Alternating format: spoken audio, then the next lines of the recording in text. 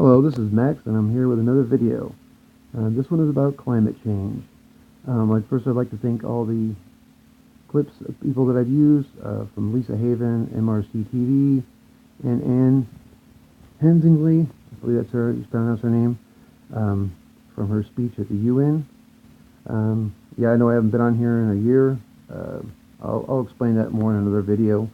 Part of the reason is I got burned out on the news, and I had to stop watching it for about 6-7 months. But I'm back, and I hope you enjoy this video. It's very informative. I hope you keep laughing all the way to Election Day, because every millennial thinks what you're laughing at is I don't care if serious. Every person on the planet has been brainwashed. I still believe in science. And the basic precept of science is, don't tell me, show me. Prove it. And no one bothers to do that. Well, we're going to bother to do that here. He's talking about climate change. That's Tucker Carlson.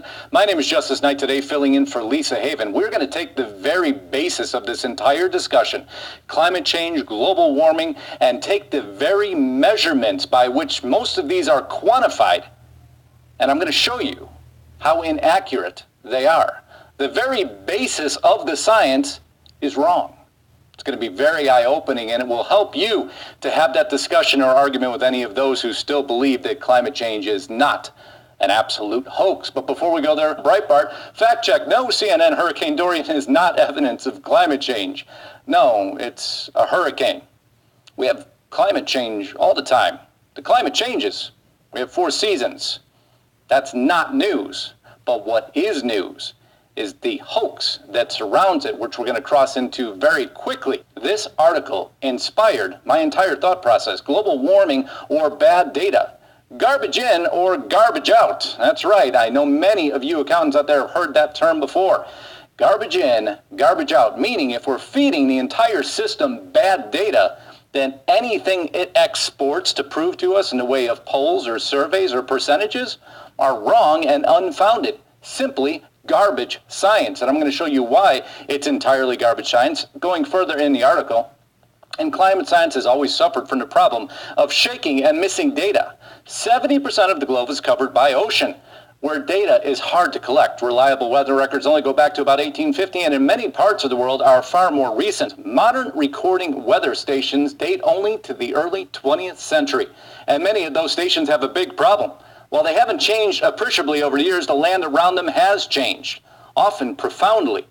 With the great growth in urban and suburban areas, the weather station that was once, let's say in the middle of Nassau County, Long Island, in a potato field in 1923, it's still in the same spot. But the potatoes are long gone. And now, it's behind a strip mall, 20 feet from the kitchen exhaust of a Chinese takeout joint. That's the basis of our discussion here, is the weather stations themselves, the recording devices, and how inaccurate they actually are, all stemming from this report. Is the U.S. surface temperature record reliable? He gives us a fairly clear and concise answer. Global warming is one of the most serious issues of our time. Some experts claim the rise in temperature during the past century was unprecedented, and proof that immediate action to reduce greenhouse gas emissions must begin. Enter the Green New Deal, the biggest sham of all. But we're going to end on that very topic and why they need and don't want to hear any of this information. Other experts say the warming was very modest and the case for action has yet to be made. The reliability of data used to document temperature trends is often of great importance in this debate. We can't know for sure if global warming is a problem if we can't trust the data. So what did he do? He went out and surveyed almost 860 of the 1,221 weather stations, the actual recording devices. And he states it very well. We were shocked by what we found. I was more than shocked by what we were found. I felt very deceived. Here's a map of all the weather stations around the country.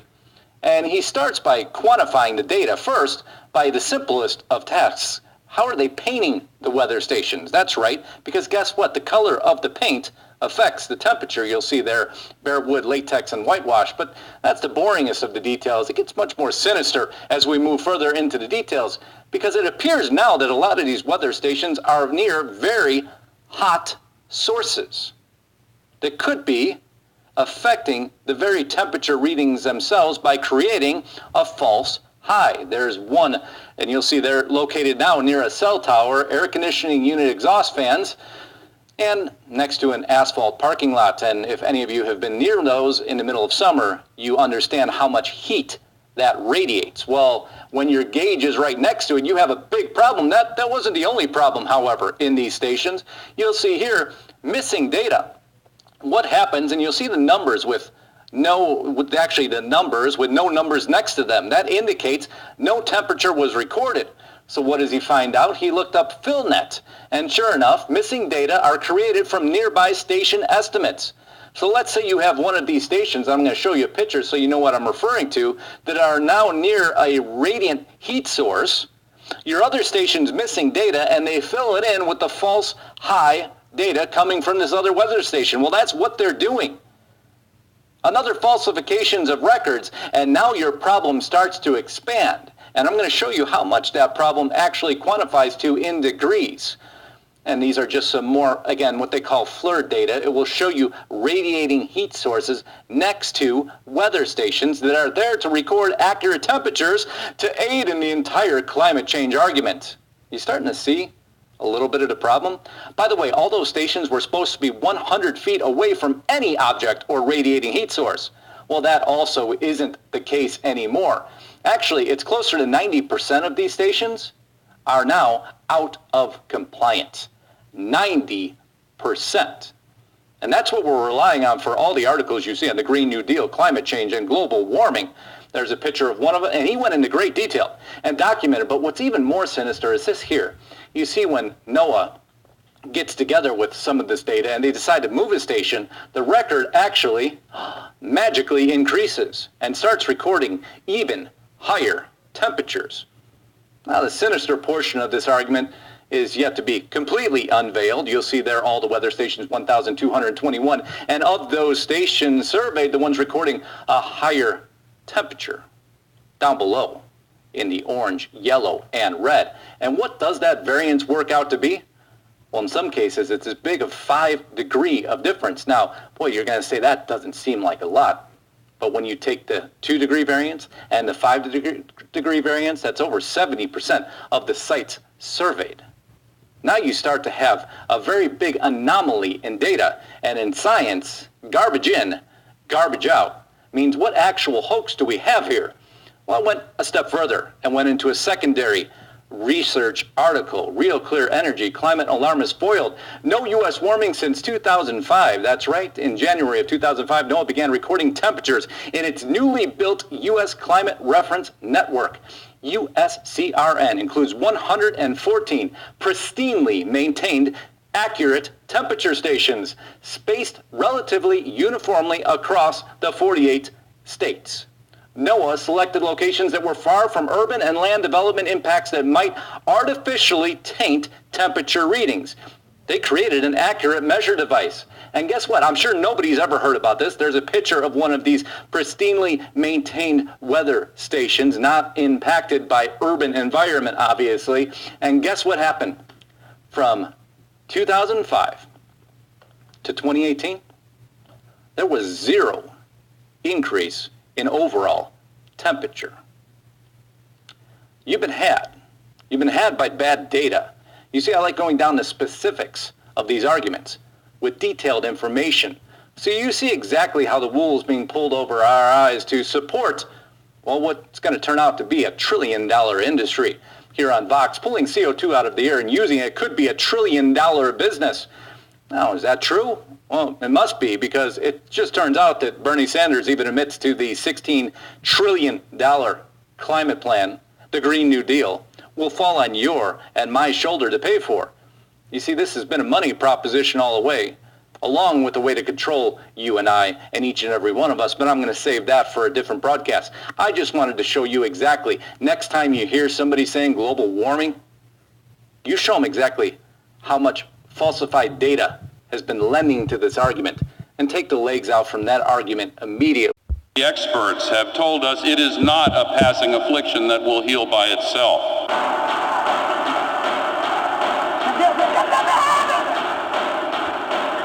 Something basic is wrong. We are what is wrong. climate experts believe the next ice age is on its way. According to recent evidence, it could come sooner than anyone had expected. Scientists reported with unprecedented alarm that the North Polar ice cap is, in their words, falling off a cliff. One study estimated that it could be completely gone during summer in less than 22 years. Another new study to be presented by U.S. Navy researchers later this week warns it could happen in as little as 7 years. 7 years from now. Like, this is the war. This is our World War II. And basically, none of the crops will grow. Most of the people will have died, and the rest of us will be cannibals. According to some climatologists, within a lifetime, we might be living in the next ice age. Then we'll be facing a sea level rise not of 1 to 3 feet in a century, but of 10 or 20 feet in a much shorter time. The Supreme Court would be flooded.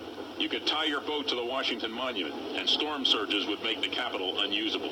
If we do not now take action, drastic action, and develop the wisdom to maintain an environment which is basic to all life, the only answer can be disaster.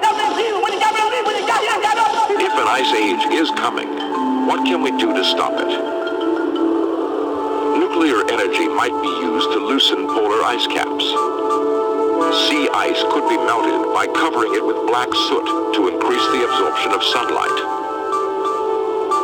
Dr. Stephen Schneider is a climatologist from the National Center for Atmospheric Research.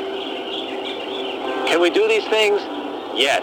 But will they make things better? I'm not sure. We can't predict with any certainty what's happening to our own climatic future. The new report from the UN predicts that at the current warming rate, millions more people will die from extreme heat by the year 2040. Now, for the first time in the history of man, an international movement is underway. The people of the nations and the nations of the world have joined together to find the answers. It is inconceivable for any Western democracy to subsist even for 10 years more if we didn't have, through progressive taxation, a steady transfer of resources from rich people to poor. Well, I consider that we can begin to talk about the world environment and about safeguarding our planet when we, the rich nations, are giving in perfectly formal, institutionalized tax assistance. We have no more than 12 years to take incredibly bold action on this crisis.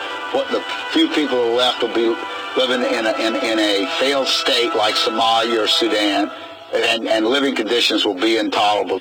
You know, we've got, 11 years, maybe? Running in the park on Saturday in shorts thinking, this is great, but are we all going to die?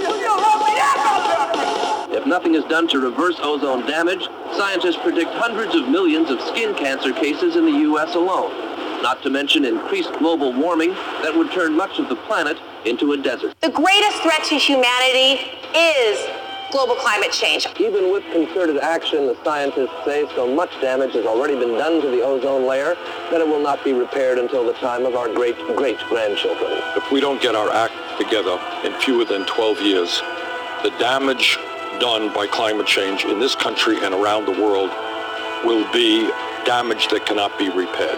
I'm not sure.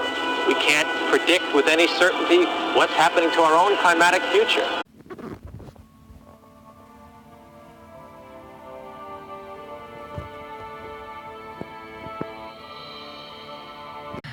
My dad always said to me that people only lie for two reasons.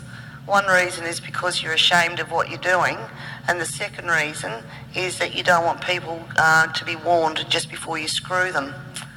And I honestly believe that these secrets have been, that these secrets have been kept for both of those reasons.